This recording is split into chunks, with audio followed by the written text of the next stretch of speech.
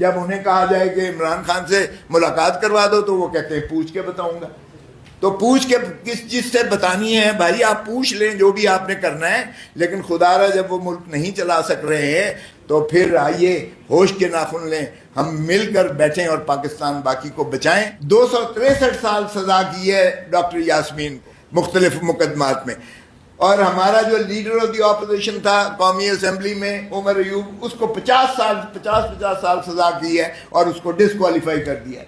ہمارا leader of the opposition جو Saint میں تھا شبلی فراز، اس کو بھی ڈسکوالیفائی کر کے اس کی سیٹ خالی کر کے اس کو جو ہے 50 سال سزا کروائی. جہاں تک تعلق ہے اچکزئی صاحب نے بارہا جا کے ان کے پرائم منسٹر، ہم مانتے نہیں ہیں فارم 47 کا، لیکن باہر کے نیگوسیشن سے بھی بچر صاحب جو ہمارا leader of the opposition Punjab assembly میں تھا، اس کو بھی سزا کر کے ڈسکوالیفائی کر کے 50 سال سزا کروائی. او بابا اس طرح سے یہ اور ڈاکٹر یاسمین کے ساتھ بے شمار ہمارے جو ہے ایم این ایز اور ایم پی ایز اور سینیٹرز کو بھی اسی طرح سزائیں کروا کے تو آپ نے جو ہے پابا سلاسل کر کے ان کی سیٹیں بھی چھین لی ہیں. اور اس طرح آپ نے 2/3 بنائی. ہماری جو نشستیں تھیں مخصوص نشستیں 180 سیٹیں جیتی ہیں عمران خان نے، ہمارے پاس فارم 45 موجود ہیں. 180 سیٹیں جیتنے والا تو جیل میں جو ہے 4 سال سے ہے، 3 سال سے. اور جو ہارا ہے محترم نواز شریف صاحب ڈاکٹر یاسمین سے ہارے ہوئے ہیں. میرے تو ساتھ والا حلقہ ہے جہاں سے میں جیتا ہوں، میرے ساتھ والے حلقے سے وہ ساری دنیا جانتی ہے ہارے ہوئے ہیں ماشاءاللہ. وہ 80 سالہ بیچاری کو 216 سال سزا کرائی ہوئی ہے، اور وہ جیل میں کینسر سروائیور ہے، وہ جیل میں پڑی ہے. اور پاپا روم ہمارے جو ہے ان کا بھائی صاحب ایک وزیر اعظم ہے، اور دختر نیک اختر ان کی پنجاب کی جو ہے وہ دبنگ وزیر اعلیٰ ہیں. تو یہ مذاق اب دیکھیں، کہتے ہیں جی ہمارا صوبہ. او بھائی تمہارے صوبے میں سے 2 فورن اور لیڈیز کو لا کر جتنی بے حیائی اور بے شرمی سے ان کا عزتیں تار کی گئی ہیں، دنیا میں ہماری ساری جو ہے پاکستان کا امیج بدنام کیا گیا ہے. اور اس میں کس کا نام آ رہا ہے؟ ماشاءاللہ آپ کے سارے ساروں کے سامنے ہے.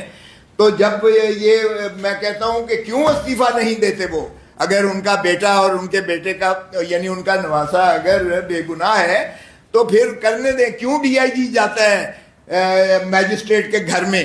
کیوں پولیس والے جاتے ہیں رات کو 1 بجے اور کہتے ہیں اٹھو اور یہ بیان اس کا جو ہے 164 کا بیان قلم بند کرو؟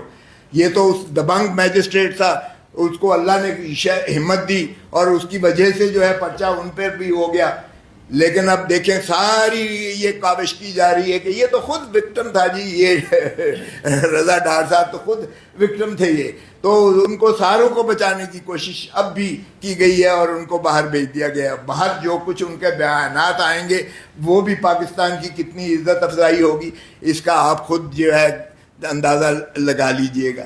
ہمارے بلوچ بھائی بیٹھے ہوئے ہیں، بلوچوں میں جب عورت جاتی تھی دوپٹہ پھینکتی تھی، یقین کریں جنگیں بند ہو جاتی تھی. اس حکومت کا یہ ترہ امتیاز ہے کہ اس نے عورتوں کو بھی نہیں چھوڑا ہے. یہاں ایمان مزاری کو دیکھیے، ٹویٹ کرنے پر اس کو 50 سال سزا کی ہے. او بھائی، اور اپیل اس کی کوئی نہیں لگاتا ہے، اس لیے کہ ماشاءاللہ جو انہوں نے 18ویں ترمیم میں کہا تھا کہ سینئر موسٹ جج will be the chief justice of Pakistan, وہ بھٹو صاحب کے نواسے اور رانی شہید بے نظیر کے بیٹے نے ہلکان ہو کر 26ویں ترمیم جس طرح سے کروائی ہے، اور جس طرح سے اس 18ویں ترمیم تو کیا باپ کے آئین کو بھی، باپ کے 73 کے آئین کو بھی منہدم کر دیا. کیونکہ یہ آئین جو ہے 73 کا یہ ٹرائکوٹمی آف پاور پر بیسڈ تھا. یہ 3 ستون تھے اس کا، اور سب سے اہم ستون اس کا عدلیہ تھا جو واچ ڈاگ تھا آپ کی ایگزیکٹو کی دسترس اور زیادتیوں کو، وہ اس پہ نظر بھی رکھتا تھا اور اس کا ازالہ بھی کرتا تھا. آپ نے تو عدلیہ کو منہدم کر کے تابع کر دیا ایگزیکٹو کے.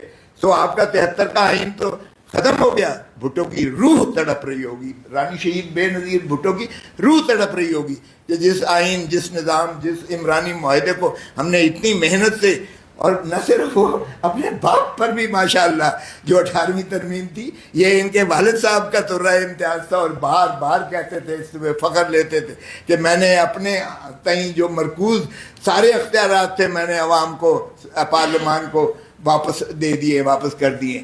ارے اس لیے واپس کیے تھے کہ 26ویں اور 27ویں ترمیم میں آپ کا جو ہے بیٹا وہ ساروں کو منہدم کر کے اس کا بھی جو ہے اتنا روپ لائے کہ ختم کر دے سارا سلسلے. باقی پاکستان کے آئین کو اپنی اصلی شکل میں بحال کرنے سے، عدلیہ کو آزاد کرنے سے، الیکشن کمیشن انڈیپینڈنٹ ہونے سے، شفاف الیکشن سے، یہی آپ کی وفاق کا حل ہے. اور جب تک آپ یہ پولیٹیکل یہ اسٹیبلٹی نہیں آئے گی، ہمیں جلسے نہیں کرنے دیتے. ارے بابا سیاسی جماعتوں کو جلسے کرنے دو، اسی طرح قومیت آپ کی بڑھے گی، اسی طرح آپ کا جو ہے ایک وفاق کا جو ہے آپس میں ہوموجینٹی آئے گی.